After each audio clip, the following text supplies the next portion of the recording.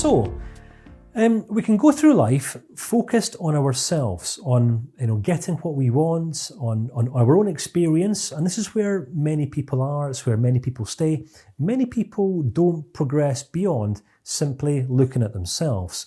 But the fact that you're taking this course right now, there's a pretty high chance that you're perhaps asking questions. How is it that you might be able to be a more influential individual, a mum or a dad or a manager or a leader or a boss, or how might you set up your own practice and start making a positive difference in the lives of other people in some way at some point in the future?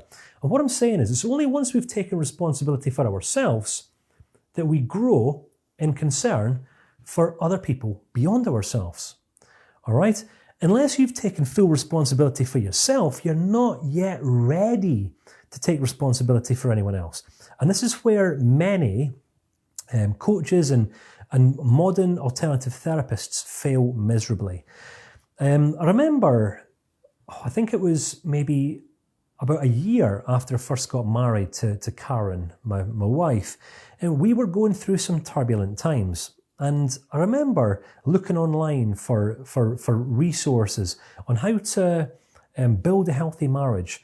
And I think I must have read about 10 books. 10 of the books, or 9 of the books, were quite unhelpful. One of them ended up being quite helpful in the end.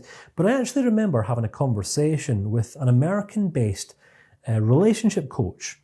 So I had 1 or 2 conversations with her, and then I just stopped that one dead in the tracks. As things transpired, I asked the question, I think it was in the second session with her, so just, what's your experience of relationship coaching? I mean, how is it that you've become a relationships coach? And she went on to tell me about her 6 failed marriages, and she has 3 children to 3 different men, and now she's given up on men, and now she's a lesbian, except she's not in a relationship because her last relationship with her last lady friend failed because they just didn't have anything in common. And I think my jaw just about hit the floor. So just to hear me right here, I'm having a conversation with a relationship coach who's basing her coaching practice upon 7 failed relationships and all the flings in between, not upon a relationship that's actually sustained or worked. And I said, thanks, but no thanks. I went back to my good book. But here's the thing. Until we have taken full responsibility for overcoming and mastering an area of our own lives, as a CBT practitioner, this might be your thought life, your emotional life.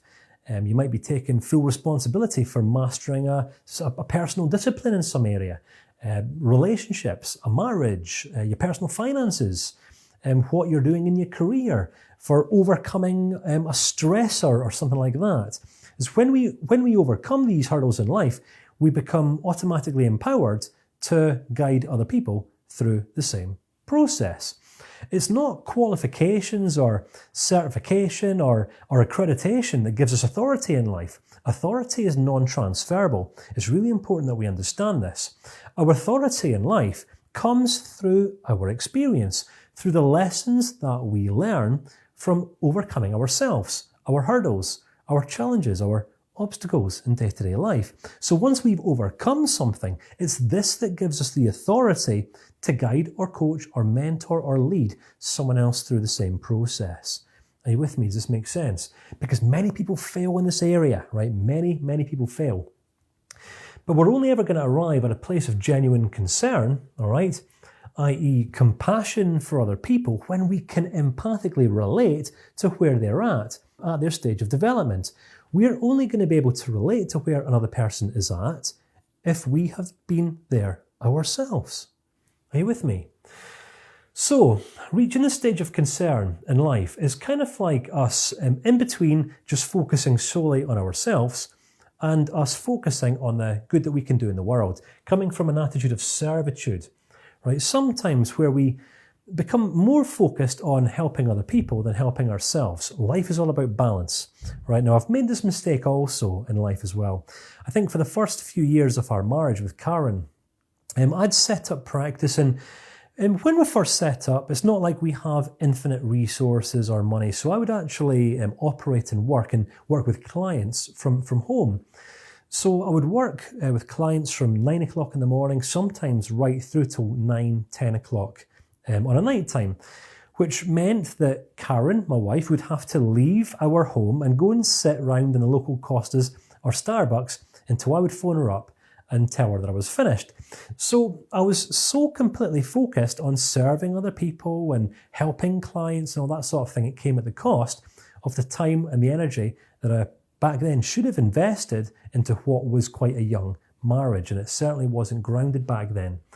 So sometimes our concern for others can come at the cost of our own progress or our own development or the health of our own relationship. So life is all about balance. Growing and continuing to evolve in this journey of personal growth will at some point reach a place of conciliation. Now, I've mentioned the victim mindset. I've talked about this place of being in inner conflict. Will I take responsibility for this area of my life? Will I not? Can I? Can't I? I want to, but I don't know how to. Who can help me? I don't want anyone's help. I want to figure it out for myself. This is what conflict looks like, isn't it? Reconciliation pretty much lives at the opposite end of the conflict scale. Conflict is kind of like war, when we're at war within ourselves. War and peace. Reconciliation is all about peace, making peace with ourselves. When we make peace with ourselves and our imperfections, our flaws, our weaknesses, our failures, it's then and only then that we develop that healthy kind of compassion that allows us to most effectively relate and connect with other people. What I'm going to suggest is that I've worked with many coaches and therapists and practitioners over the years, many of whom haven't been at peace within themselves. And when a person is not at peace within themselves, they can sometimes take on clients as people projects. They actually need their clients to get that breakthrough, to change, to grow, because then the therapist gets some sort of personal validation from this. And I'm going to suggest this most certainly is not a healthy or a wise place to be operating or functioning out of. If we reach the stage, perhaps 6 months from now or a year from now, where we've done all this work on ourselves and we start working with clients, and we find that we actually need our clients to come through and perform and achieve goals, then if that's based upon our needs for them to grow and develop, that's us leading by agenda, which just certainly isn't going to be healthy or helpful for our clients. So, reconciliation is all about us operating out of a place of inner peace where we don't need anything from our clients. We don't need ourselves to perform. We don't need a quick win, which means that we can just unconditionally accept our clients in the same way that we've unconditionally accepted ourselves. Now, this is one of the core conditions of a healthy, helping relationship. There was one of the founding fathers, probably the founding father of counselling, a guy called Carl Rogers. Now, he coined the term back in the 1940s, and he suggested there was a number of core conditions that must be in place in order for a healthy, helping relationship to thrive. One of them, he suggested, was unconditional acceptance, where the therapist or the coach or the practitioner is completely unconditionally accepting of the other person. What I'm going to suggest here is that we can only ever unconditionally accept another person and their flaws and failures and imperfections if we've unconditionally accepted and made peace with our own. The second of the core conditions that Carl Rogers suggested must be in place was congruence. And this is where our words or our actions are reflective of our words. We're being completely authentic. We're being completely genuine, because when we are being completely authentic and genuine, we're kind of unconsciously giving our clients to be completely open and honest and congruent and authentic within themselves. So sometimes the third core condition that needs to be in place then is empathy. And this is where our goal isn't to fix, it's not to teach, it's not to coach, it's not to heal or any of these things. It's just simply to understand. And the only way we're ever going to understand another person is when we're actively listening, asking appropriate questions, and when we've unconditionally accepted them. We're here to reconcile a person with themselves. So, the journey of growth that we continue to take and grow on is after reconciliation, we're moving into a place of synthesis, all right, which sounds like a bit of a complex word, but it's not, all right. What I've found in recent years is that the more at peace I've become within myself, the more at joy the more joy I experience on a day-to-day basis. Now, this version of the course isn't the first version that I've created. I actually created the first version of this course around about maybe 2.5 or 3 years ago, where I was at an earlier stage of development. Back then, yes, I fundamentally understood all of these principles and all of these concepts, but 3 or 4 years on, whatever it is, I just understand them deeper because I'm on a deeper level of peace within myself. All right? I've long made peace with my imperfections and my flaws and my weaknesses. And it's all of this that kind of gives me what some people would refer to as innate wisdom. Now, I don't know if you've experienced any aha moments throughout the course, and it's not that I'm prophesying on you. I'm not going philosophical. I'm just sharing with you truths, i.e., what it actually means to be human. What the human experience is actually like. I'm not so much sharing with you facts or information, but more insights that stem from over a decade's worth of experience and understanding. All right, this is what many people perceive as being wisdom. It just comes from experience. That's all that it is. This comes when we are at one within ourselves. All right, we've made peace with ourselves. We've owned ourselves. We've taken responsibility for pretty much every single area in our lives that we're aware of.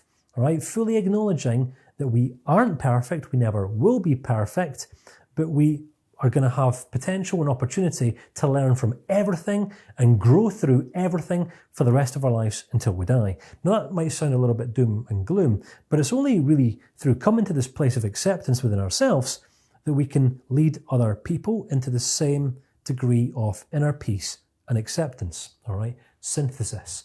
When we make peace with ourselves, we no longer need anything for ourselves. There's loads of stuff that we want in life, but wanting stuff in life is very, very different from needing stuff in life.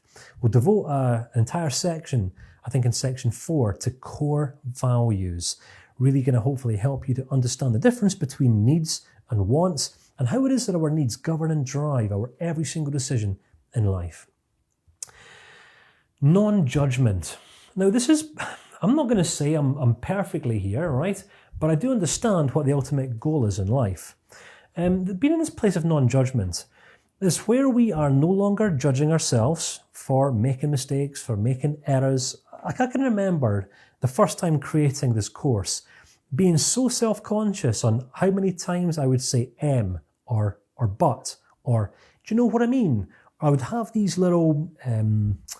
void fillers, if you like. And I would literally beat myself up, and I would sometimes say to the video production crew, right, no, let's scrap that video. I want to reproduce the whole thing again because it's flawed. And I would end up beating myself up or being hard on myself.